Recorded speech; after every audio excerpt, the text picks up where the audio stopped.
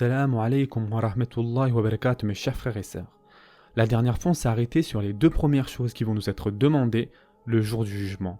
Et nous avions dit que d'un côté il y a le sang, c'est-à-dire le meurtre et les meurtriers, et de l'autre côté il y a la salat. Et ces deux choses vont être demandées donc en premier le jour du jugement. Maintenant apprenons l'un des plus grands mécanismes qui nous garantit d'avoir et de disposer d'un hisab facile. Le hadith est très explicite. Le prophète sallallahu alayhi wa sallam a dit « La première chose, ou plutôt le premier sujet qui va être demandé lors du hisab est la salat. » Donc, si sa salat est correcte et qu'il a continuellement prié, le reste du hisab va se dérouler facilement. Yani, Allah Azza wa Jal ne va pas faire attention au reste, c'est dans ce sens-là. Par contre, si la salat n'est pas présente et qu'elle n'a pas été faite correctement et continuellement, alors là, le reste non plus ne sera pas correct et cela sera examiné point par point. Donc, si nous protégeons nos salats, mes chers frères et sœurs, et que nous prêtons serment à toujours faire nos 5 salawats sans jamais rater une seule prière, avec khushu, et si on est régulier dans notre ikamat et salah, Inch'Allah, nous ferons partie de ces personnes qui auront un hisab facile, à condition que nous n'avons pas fait de zulm à autrui, car comme nous l'avons déjà dit, il s'agit alors là d'une autre catégorie. Du moment que cela reste entre nous et Allah subhanahu wa ta'ala, nous pouvons avoir l'espoir et espérer faire partie de ces personnes qui disposeront d'un hisab facile. Nous avons aussi d'autres détails sur ce qui va nous être demandé lors de notre hisab. En effet, Allah Azza wa Jalla dit dans le Coran « Par ton Seigneur, nous les interrogerons tous sur ce qu'ils œuvraient. » Surat Al-Hijr, versets 92 et 93. Donc, on va nous demander des comptes sur toutes nos actions. De plus, il y a ce hadith qui se trouve dans Sahih Muslim. Pour résumer, car c'est un long hadith, le hadith, normalement, vous le connaissez déjà.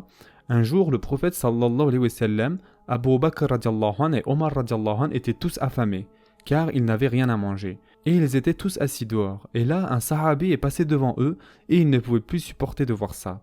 Donc, il invita le prophète sallallahu alayhi wa sallam, Abu Bakr radiallahu anhu et Omar radiallahu anhu chez lui.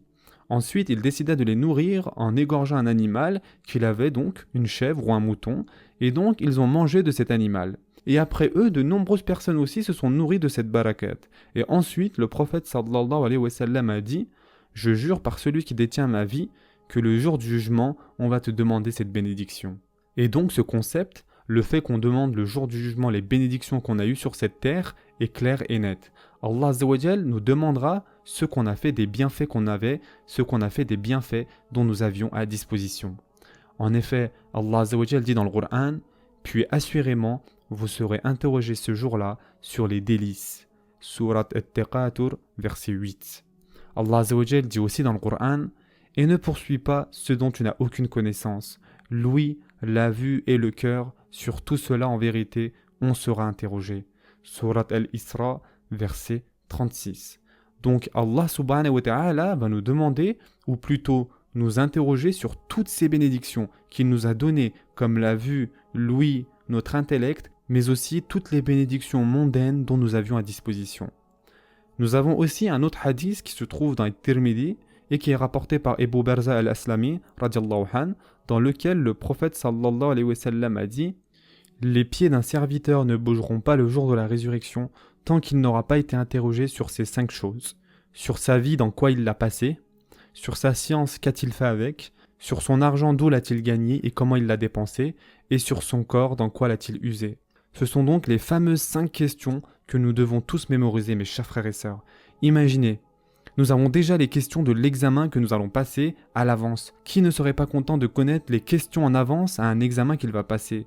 Donc ceci est une narration explicite qui nous montre bien qu'Allah subhanahu wa ta'ala va nous interroger sur tous les bienfaits et les bénédictions qu'il nous a donnés et ce dans quoi on va utiliser.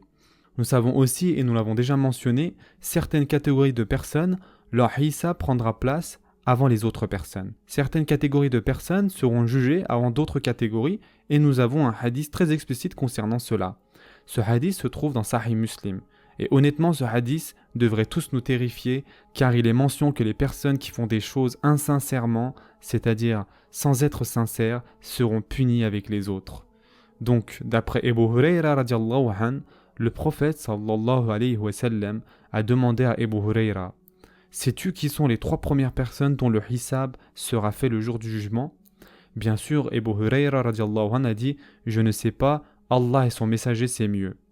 Donc le prophète sallallahu alayhi wa sallam a dit « Un homme qui est mort en martyr, il sera amené et Allah lui fera reconnaître ses bienfaits sur lui et il les reconnaîtra. Ensuite, Allah lui dira « Et qu'as-tu fait de ces bienfaits ?»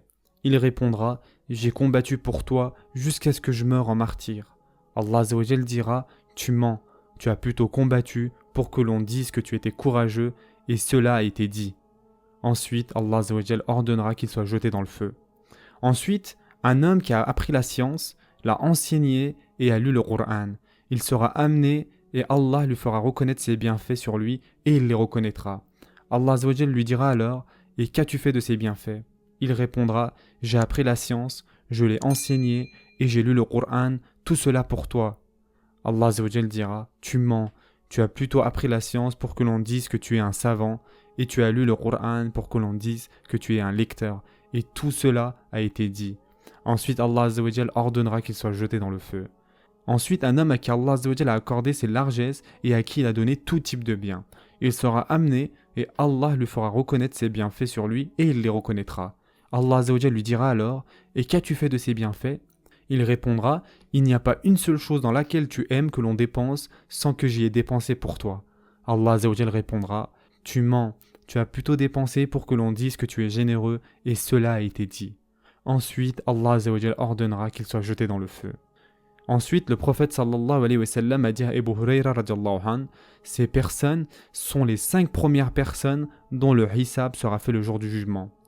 Et donc, pour certaines personnes, le hisab sera fait avant les autres. Et pour certaines personnes, comme la umma du prophète sallallahu alayhi wa sallam, le hisab sera fait en premier et ceci va être une bénédiction. Par contre, dans le cas que nous venons de citer, pour certaines personnes, le fait d'avoir le hisab en premier est tout sauf une bénédiction. Et comme nous l'avons déjà dit, il y aura aussi des shahids, c'est-à-dire des témoins qui vont venir et témoigner. Et donc parmi les témoins, il y aura notre propre corps. Allah Azza wa Jal dit dans le Coran « Le jour où leur langue, leurs mains et leurs pieds témoigneront contre eux de ce qu'ils faisaient. » Surat An-Nur, verset 24. Allah Azza wa Jal dit aussi « Alors quand ils y seront, leurs ouïes, leurs yeux et leurs peaux témoigneront contre eux de ce qu'ils œuvraient. » Surat Fussilat, verset 20. Nous avions aussi dit que le Coran témoignera contre nous ou pour nous. Maintenant que nous avons dit tout cela, résumons tout ce qu'on a vu jusqu'à maintenant. Nous avons déjà parlé donc du ard, la venue d'Allah subhanahu wa ta'ala, le hisab et la remise du livre. La prochaine fois, nous parlerons de la balance du mizan, incha'Allah. Terminons avec ce doua de notre prophète sallallahu alayhi wa sallam, mes chers frères et sœurs. Allahumma hasibni hisaban yasira. Allahumma hasibni hisaban yasira. Oh Allah, permets-moi d'avoir un hisab facile.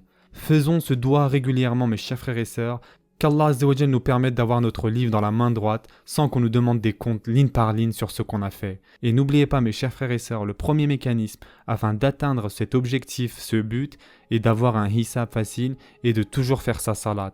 La faire à l'heure avec khushu' incha'Allah.